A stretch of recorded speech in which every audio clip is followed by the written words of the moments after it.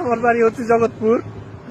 আমি এই মুহূর্তে দেশের বাইরে, মরলে একসাথে পরিবারের সাথে, দেশের মানুষের সাথে, গ্রামের মানুষের সাথে একসাথে মারা যাইতাম, তাও ভালো ছিল। এখানে আরো বেশি কষ্ট হইতেছে। আমার বাড়ি জগৎপুরে, নতুন বসিরহাটের পূর্ব পাশে, মরি নদীর পার। মরি নদীর পারে জগৎপুর গ্রাম, পুরা গ্রামটা পানির নিচে তলায় গেছে। চারিদিকের পানি অলরেডি জগৎপুরে সবকিছু ডুবে গেছে। আমাদের এলাকার দোতলা বাড়ি পর্যন্ত ডুবে গেছে। স্কুল কলেজ, স্কুলের ভিতরে যারা যারা অবস্থান করতেছিল তারা অলরেডি কান্নাকাটি শুরু করছে। দোতলা থেকে 3 তলা ছাদের উপরে চলে গেছে। এর মাঝে আবার প্রচুর পরিমাণে বৃষ্টি হইতেছে। পুরো দেশবাসীর কাছে একটা আবদার করছি, আল্লাহ পুরো দেশবাসী আমাদেরকে বাঁচান, আমাদের ফেনী জেলার মানুষদেরকে বাঁচান। সারা দেশে শুধু 64টা জেলার ভিতরে 3টা জেলার ভিতরে শুধু বন্যা হইতেছে। আল্লাহ আল্লাহ সারা বাংলাদেশের মানুষগুলা ফেনীর দিকে আসেন, ফেনী, নোয়াখালী, কুমিল্লার দিকে আসেন।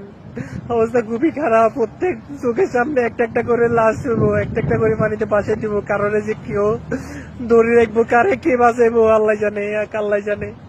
ছোট ছোট বাচ্চা আছে আমাদের বাড়িতে, প্রায় 150-200 লোকের মতো মানুষ। 2টা ঘরের ভিতরে, দোতলা, 2টা ঘরের ভিতরে আছে। সবাই অবস্থা খারাপ। অলরেডি 1 তলায় পানি উঠে গেছে, এখন 2তলা অবস্থান করতেছে। সেখানে নাকি পানি উঠে যাওয়ার কারণের সাথে কোনো যোগাযোগ পাই না, হঠাৎ যোগাযোগ পাই। আমাদের গ্রামকে বাঁচান, আমাদের ফুলগাজী, পরশুরাম, পুরা ফেনী জেলাকে বাঁচান। আমি সারা বাংলাদেশের মানুষদের কাছে হাত জোর করতেছি, আল্লাহ সবার আপনাদের পা ছুঁয়ে বলতেছি, আল্লাহ আপনি আর সবাই আমাদেরকে বাঁচান। আমরা বাইরের দেশে পড়ে আছি, আমরা না পারতেছি পরিবারের সাথে থাকতে, না পারতেছি কাউকে হেল্প করতে।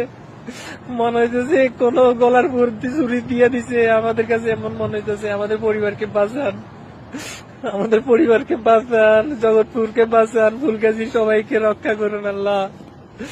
আমাদের নদীর পাড়ে জগৎপুরের দিকে সবচেয়ে বেশি অবস্থা খারাপ, জগৎপুরের দক্ষিণ পাশে অবস্থা বেশি খারাপ। আমাদেরকে বাঁচান। সারা বাংলাদেশের মানুষ আসেন,